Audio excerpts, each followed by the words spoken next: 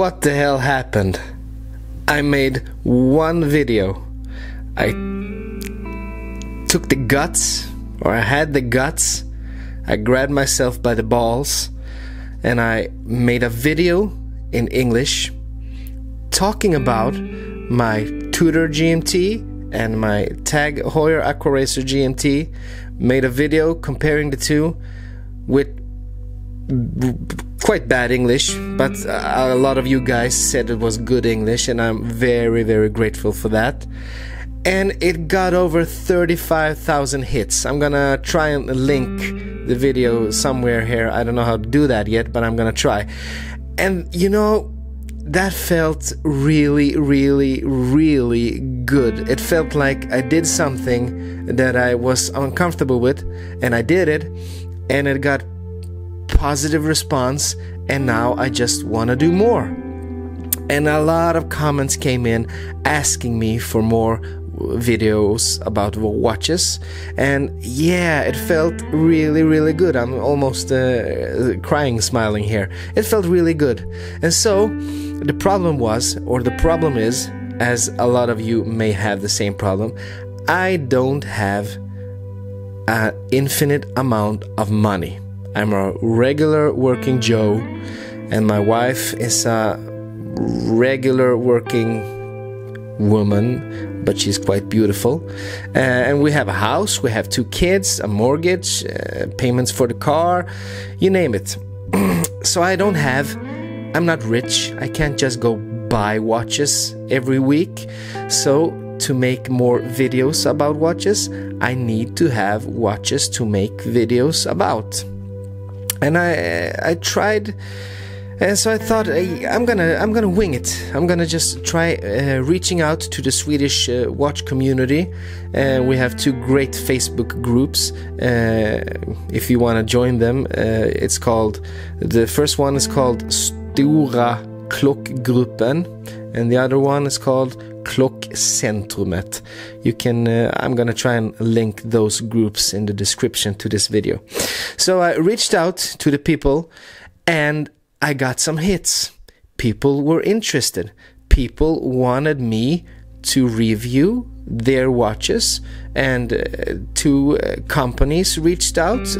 Guys from the group that I've chatted with a couple of times that are really great guys reached out and asked me if I wanted to have their watches featured in my videos. Kind of a sponsorship, but in a way it isn't, because I'm not getting paid for anything I say. I'm not getting to keep the watches. Too bad. But I get to feel and experience great and cool watches that I would probably never afford to buy anyway, or at least not as many.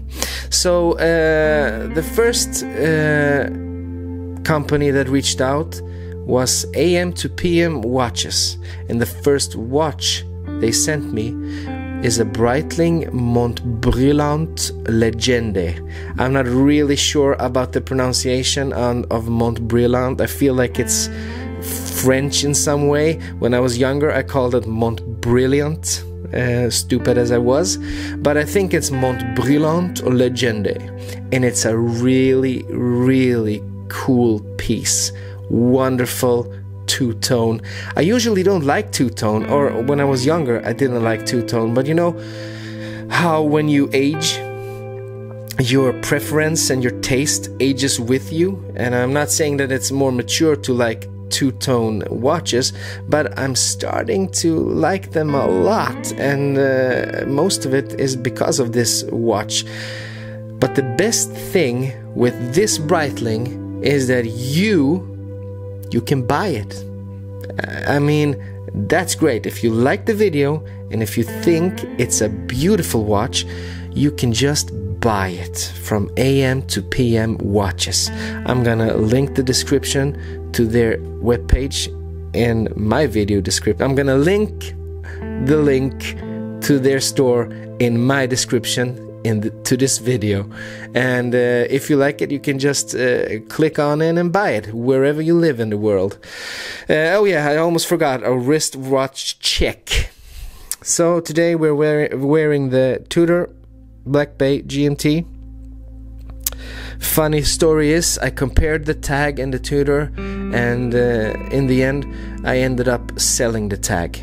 You know, I recognized I only need one Pepsi in my life, and the Tudor, just as the days went by and the weeks and the months, it just felt more right. You know that feeling when you have two watches and one just gets a lot more wrist time than the other, and just feels a little bit more right than the other, and they're quite similar.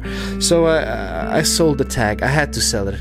And in my world, where I'm a regular working Joe and I don't have the money to buy all the watches I want to buy, you buy a watch and you buy a second watch, and then you see a third watch and you really want that watch, but to buy it you have to sell one of your other watches. And that's the way it goes, I think, for a lot of us watch nerds.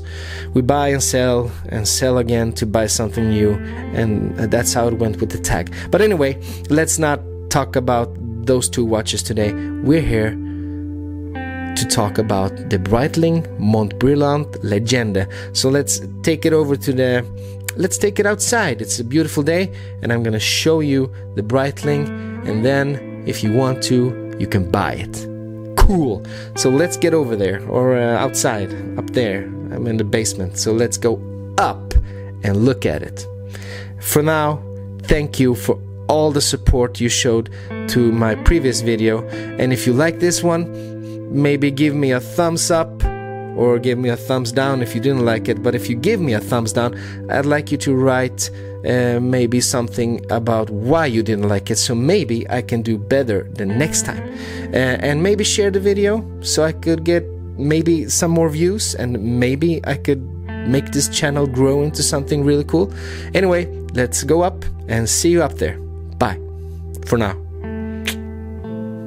And here we have it, the classic Breitling leather case. I took off the Tudor so I could try this baby on. So what do you say? Let's open it. 1, 2, and 3. Oh my god, this is so shiny outside. Oh, look at it. I instantly get a vintage vibe, a Navitimer vibe, but a lot bigger. Look at the rose gold, those big ass pushers, that wonderful crown. Look, oh, wonderful what they did with the date wheel, with a white background instead of black, blends in perfectly. And I'm loving those red little details at 60 seconds up top. Oh, the bracelet.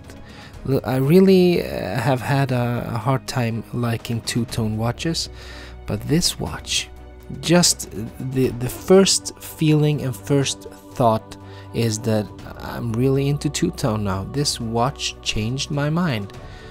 It's really beautiful. Let's take it off the pillow. Nice feeling clasp. Oh, it's heavy, really heavy. It's a 47mm watch, but somehow I think it's not gonna wear awfully big thanks to those lugs. They're quite tapered. What do you call it? I think it's called tapered. Anyway, let's look at the dial. I love the red ring in the middle. This is a really clean. It's messy, don't get me wrong. The Navitimer, this is a Navitimer inspired watch. They've always been quite messy, but something classy about it in all the messiness. Look at those roses, the rose crown. Okay.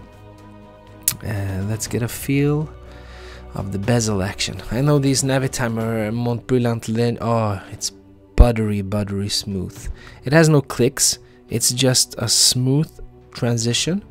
And me personally, I like the clicks because I really like to have confirmation of when it starts and stops, and I really like when things are aligned. But this, you can't say anything wrong about the smoothness, that's one thing for sure. And the sapphire glass feels a little domed actually. Look at that big bezel, rose gold bezel. This is what I'm talking about with the tapered lugs. I think it's gonna wear pretty well. And on the back we have some kind of unit conversion graph, US gallons, liters, so you could convert volumes between different countries and measurement units. The Breitling Montbrillant Legende, and then we have the chronometer chronograph stamp. Oh, this is so shiny and so beautiful, and this bracelet feels really soft and smooth. I think it's gonna be a wonderful wear actually. Yeah, I can't blame Breitling for missing the details. They have a lot of good attention with the details. They have engravings everywhere. Breitling 1884, and there we have the Modèle déposé, manufactured in Swiss. The beautiful Breitling logo, and it's a raised logo in rose gold. Love it. Oh my god, I'm not gonna wanna give this watch back. Sorry, Am2Pm Watches, I'm keeping this one. I haven't wound it up. Let's do a little winding, see if we can get the seconds marker running there. And I think, yeah, there it goes. Beautiful, beautiful, beautiful, beautiful. It's a chronograph with a stop and start. There we have it. It goes right back. So let's start it. See if I can hold my breath for 10 seconds. Yeah, there it goes. I mean, oh, I love this dial. It's just a perfect balance between too messy and classy at the same time. And let's just stop it there and get it right back. And then I'm gonna show you a little montage of the watch before trying it on.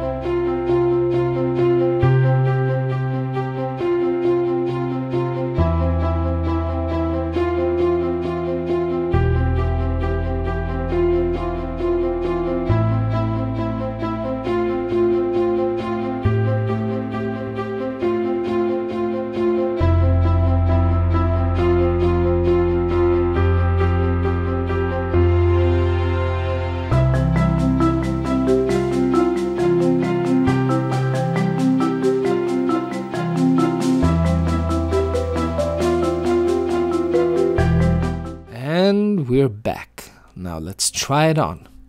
As I said, it's 47 millimeters, so you gotta have a wrist for it, but I'm gonna tell you, it doesn't feel 47. I've owned Invictas before that are quite big watches. Yeah, I'm not proud of it, but I have.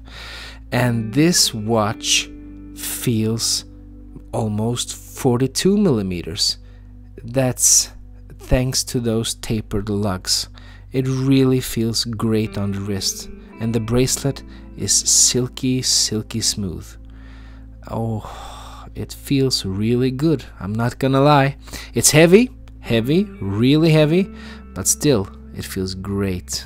On the wrist, it feels really great. It has a presence both for you and onlookers, I guess. It's a shiny, big piece of steel rose gold metal horology piece, but it's a beautiful one at that, and it doesn't feel as big as it seems on paper. I'm really sad that I have to send this one back, but who knows, maybe one day I'm gonna buy one for myself. It's either this one or the Navitimer. Until then, I have to thank Am2Pm Watches again for letting me enjoy this watch for a couple of days. And now I'm sad to say I have to send it back. Thank you.